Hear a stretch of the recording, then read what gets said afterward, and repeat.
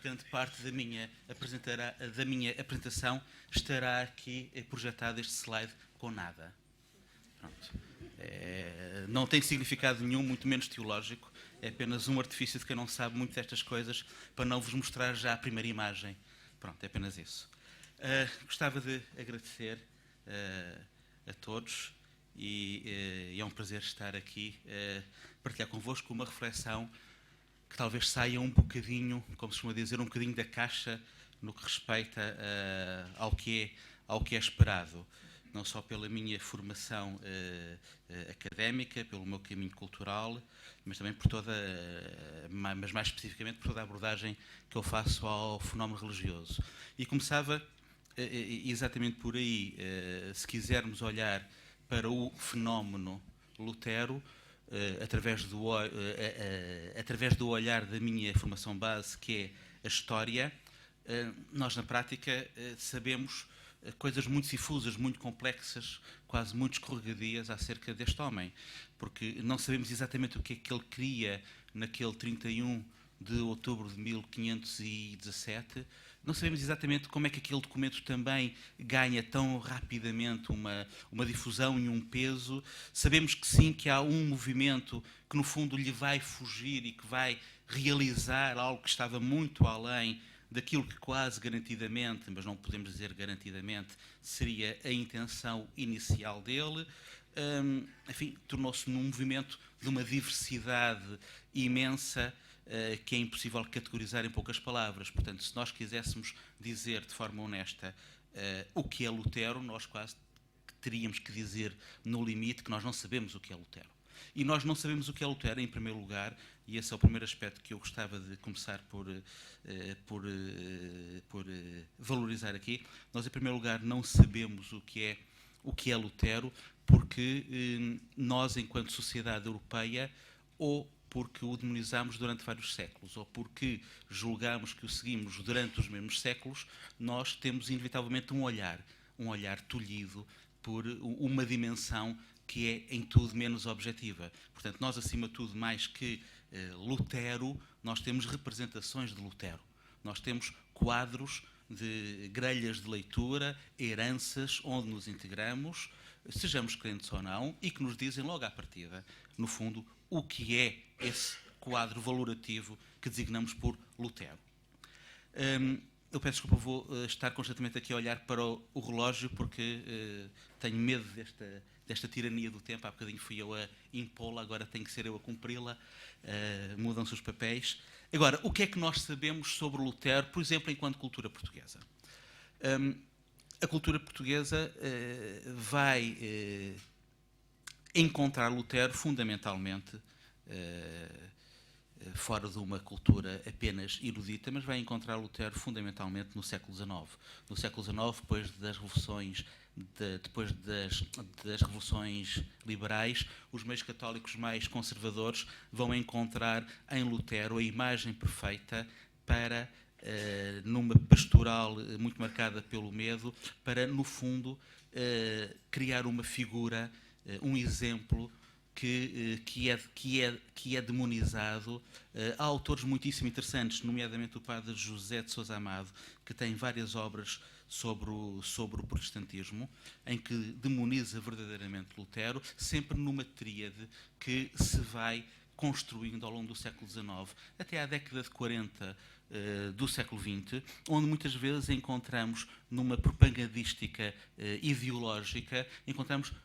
muitas vezes esta coincidência, esta mistura, esta proximidade entre um antiprotestantismo, um antijudaísmo e uma anti-maçonaria. Estes três elementos são colocados muito no mesmo saco, no mesmo rol, no fundo, dos grandes inimigos de uma cristandade católica. Portanto, em termos de conhecimento, aquilo que à nossa população, no seu geral, chega, ou é esta visão, obviamente, comprometida, ou é exatamente em sentido contrário, a partir da Primeira República em especial, mas não só, uma visão anticatólica. Isto é, Lutero, a Reforma Protestante, é usada como pedra de arremesso contra uma situação que se quer, de uma forma muito clara, denegrir, lutar contra ela. Por exemplo, posso dizer que há um bom grupo de referências a Lutero e à Reforma Protestante em discursos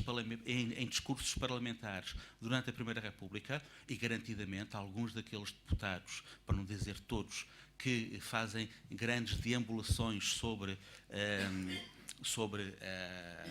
as virtudes do pastor por oposição aos vícios do padre, nenhum deles nunca viu pastor nenhum à frente, nem nunca leu nada sobre o protestantismo. Mas há uma representação que se constrói e, portanto, nós ou somos herdeiros de uma visão ou de outra. Na prática, a cultura portuguesa, uma visão significativamente isenta sobre Lutero chega apenas a partir das décadas de 40, 50, mas em especial 50, quando no fundo a sociologia começa a desenvolver-se em meio académico e no fundo chega a Weber. Portanto, será apenas a partir daí, isto é, a grande parte de nós nasceu por essa altura ou até antes, será apenas a partir daí que, no fundo, nós começamos a ter alguma visão, de alguma forma descomprometida com os estereótipos que vêm de vários séculos. Agora, a verdade é que temos,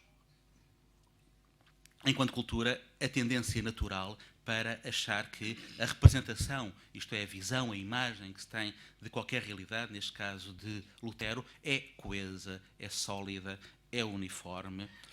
Ora, quando todos nós sabemos que a reforma protestante é tudo menos isso. Mais que falar de reforma protestante, temos que falar de reformas protestantes. Enfim, há um processo que de facto se pode, de alguma maneira, colocar como tendo origem num determinado momento, se bem que há heranças que são muitíssimo importantes, anteriores a 1517, mas se quisermos dar um momento genesíaco, podemos dar esse 31 de outubro de 1517, mas a partir daí, a grande marca da reforma protestante é a diversidade. A própria reforma, como foi há bocadinho referido aqui, a própria reforma que está constantemente em reforma. Portanto, a natureza da própria reforma é a de ser diversa e a de, na prática, no terreno, se materializar em realidades completamente diversas. No fundo, a reforma protestante vai ser a origem de uma genealogia imensa de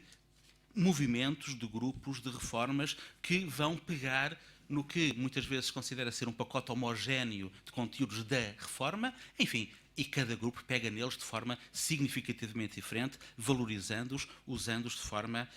enfim, de acordo com a sua própria história, com a sua própria teologia, com os seus próprios líderes. Mas há, contudo, um aspecto que é por aí que eu me irei focar,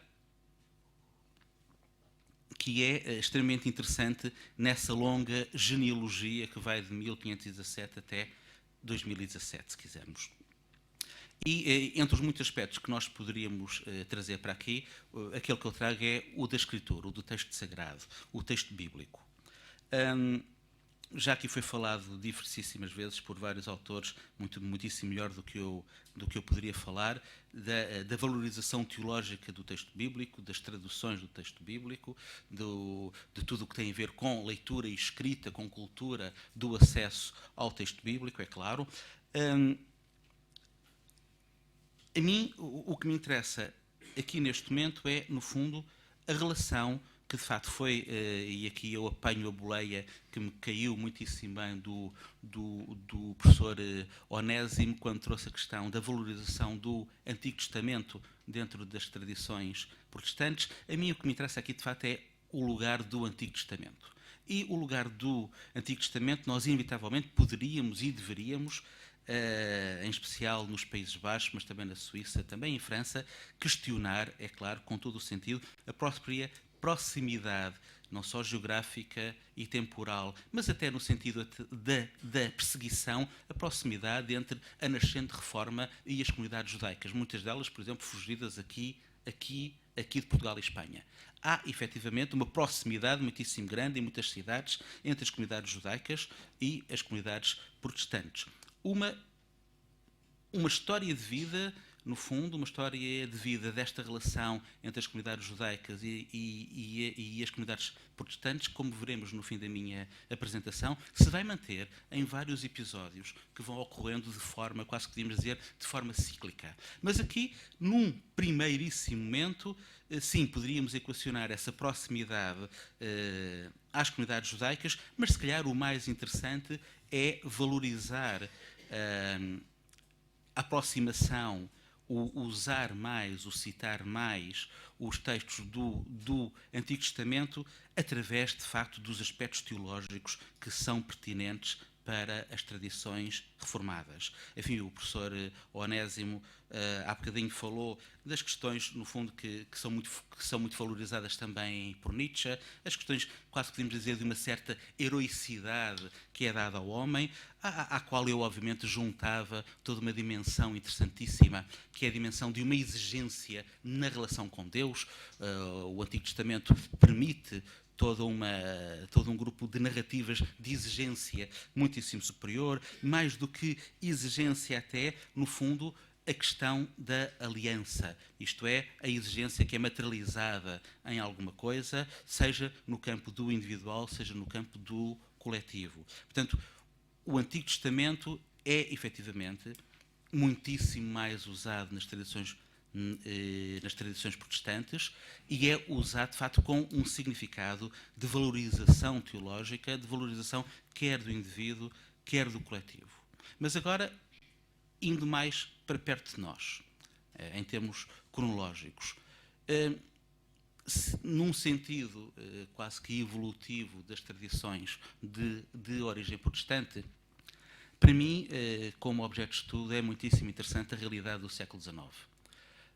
Nós, no Ocidente europeu, temos muito uma tentação, que obviamente é uma tentação que, indo exatamente ao mesmo discurso de há pouco, à mesma montagem de há pouco, quer por se pertencer a esse horizonte, quer por o demonizar, nós temos muito a tentação de olhar para o século XIX como um século que foi tremendamente doloroso e complicado para a Igreja Católica, mas também o foi para as igrejas protestantes. Não foi só a Igreja Católica que, de facto, viu desmoronar todo um mundo, enfim, como a historiografia francesa refere, o antigo regime não é apenas o mundo da Igreja Católica que vê todo esse quadro social, cultural desmoronar-se. E quer a Igreja Católica, quer as tradições protestantes, vão reagir de forma, por vezes, muito crispada às grandes mudanças desse tremendo século XIX. As mudanças, obviamente, as mais óbvias, que vêm mais à cabeça de todos nós, as questões da ciência. A ciência vai reformular completamente a forma de ver o mundo, mas também a sociedade que se reformula completamente, uma burguesia citadina, culta, que tem novas exigências, que tem novos estilos de vida, que tem novas formas de encarar o estar no mundo e, obviamente, daí decorrendo da ciência e da própria sociedade, aquilo que nós habitualmente chamamos a cultura. Podemos, em termos de novos movimentos, enfim, pontilhar o século XIX, enfim, por alguns grandes movimentos que nascem de dentro de tradições protestantes. Podemos ir ao início do século assistir ao nascimento dos Mormons, podemos mais no meio do século assistir ao nascimento dos Adventistas do Sétimo Dia, mais no final do século as Testemunhas de Jeová e já na passagem de século, enfim, com o fenómeno marcante em 1906, aquilo que serão as Assembleias de Deus. Em todos eles, no fundo, com especial peso para os mais antigos, em todos eles, no fundo, nós vamos ter uma profunda rejudaização cristã, com uma valorização enorme das nomenclaturas, nas hierarquias, das nomenclaturas das nomenclaturas sacerdotais, onde se vai ao Antigo Testamento buscar o próprio vocabulário, uma valorização do calendário, das festas, até do próprio descanso, até do próprio descanso semanal, uma redescoberta, uma revalorização das práticas sociais e acima de tudo dos próprios interditos, em especial alimentares, e até um reencontro da questão do templo, o templo de Salomão, que é, em termos arquitetónicos, por alguns destes movimentos, bastante teorizado e até replicado. Podemos dizer que, no fim deste ciclo, entre nascimento da Igreja de Jesus Cristo dos Santos dos últimos dias e o fenómeno da Rua Azusa, temos uma rejudaização que começa no início do século XIX muitíssimo forte e que vai, no fundo, e que se vai esbatendo, chegando a um ponto de equilíbrio extremamente interessante que vai atravessar grande parte do século XX, em que, efetivamente, para o fenómeno da Rua Azusa, isto é, para o fenómeno que vai resultar em termos de grandes movimentos nas Assembleias de Deus, temos inevitavelmente a valorização muitíssimo grande do Espírito Santo e, portanto, de narrativas já não apenas do Antigo Testamento, mas do Novo Testamento. A partir da década de 10 do século XX, efetivamente, o pentecostalismo vai marcar as principais e as novas dinâmicas cristãs que vêm de tradição protestante, e o núcleo central da vida cristã será o Espírito Santo, indo buscar as narrativas ao Novo Testamento. E podemos dizer que grande parte do século XX, de facto, é atravessado por essa normalidade de equilíbrio teológico entre fontes do Antigo Testamento e fontes do Novo Testamento. Agora, quando chegamos ao último quartel do século XX, obrigadíssimo, tememos sempre este pequeno bilhete. Quando chegamos ao último quartel do século XX, vemos um novo movimento que surge um pouco por todo o continente americano, um movimento que muitas vezes é designado por neopentecostalismo e que vai dar um outro impulso de rejudaização das correntes cristãs. Alguns aspectos mantêm-se exatamente iguais e que são apanhados das narrativas do Antigo Testamento, nomeadamente o dízimo, por exemplo. Não há ruptura nenhuma, não há criatividade nenhuma, mantém-se exatamente o mesmo, mas um dos principais aspectos que estas teologias de finais do século XX trazem vão novamente ao Antigo Testamento buscar material, não apenas, enfim, podemos falar numa certa releitura de Calvino, mas essencialmente temos um grande olhar para o livro de Jó como o elemento de construção da chamada teologia da prosperidade. Mas o segundo aspecto que eu queria dar mais destaque é, de facto, aquilo que nós podemos, em certa medida, e através da própria teologia da prosperidade, caracterizar como esta dinâmica de eleição. Isto é, uma prosperidade que nada terá a ver com um fim escatológico, com um momento final, algures, mas com uma exigência, e é aqui que ela difere de um horizonte calvinista, com uma exigência do aqui e agora, da concretização do aqui e agora. E aqui é interessante porque, no fundo, temos, mais uma vez, um jogo entre o indivíduo e o coletivo, porque se a exigência desse aqui e agora, da prosperidade do aqui e agora, se faz no quadro de uma piedade individual, em tudo marcada, é claro, e em tudo coerente, digamos, com uma linhagem protestante, temos uma imagem do coletivo. Este novo movimento vai criar uma força extremamente grande em torno do coletivo, e é aqui que nós vamos encontrar com muita frequência elementos já de uma rejudaização completamente diferente, que já não tem, ou tem muito pouco a ver apenas com uma leitura teológica, mas que vai até à própria política do dia de hoje buscar material para a sua imagética. E é muito frequente entrarmos em algumas igrejas e algures estar uma bandeira de Israel. Há uma ligação afetiva, podemos dizer assim, a Israel enquanto Estado, que já extravasa, que já vai muito além de uma leitura teológica apenas do Antigo Testamento. E é uma leitura que mistura os dois horizontes, o político e o teológico. O político, em que temos algumas instituições oriundas destas igrejas, patrocinadas por estas igrejas, que financiam até instituições que preparam, num sentido judaico, a vinda do Messias. Isto é, estando em Israel a construir os artefactos para, quando o templo for reconstruído no segundo advento, para, no fundo, já ter sido dada uma ajuda nesse sentido. E aqui, efetivamente, mistura-se completamente já o que é um judaísmo e o que é um cristianismo, e temos aquele fenómeno interessantíssimo do chamado cristianismo messiânico, em que, de facto, as fronteiras entre um cristianismo e entre um judaísmo já se deixam de perceber, em que a simbólica, a imagética, já junta os símbolos cristãos com os símbolos judaicos, em que nós, enfim, tenho ali a explicitação de qual é a citação que está ali referida, em que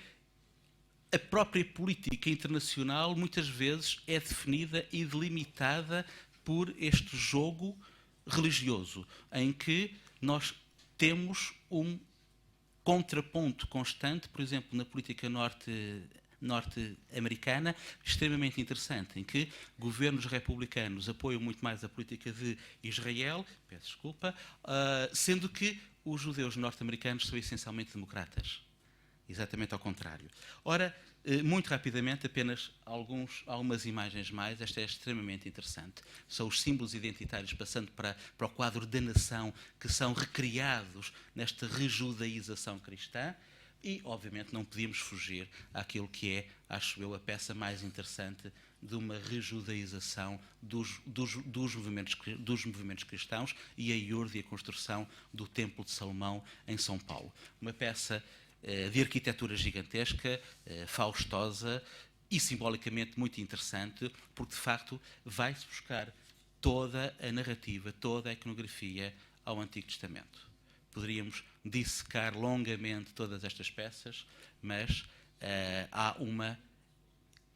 em retorno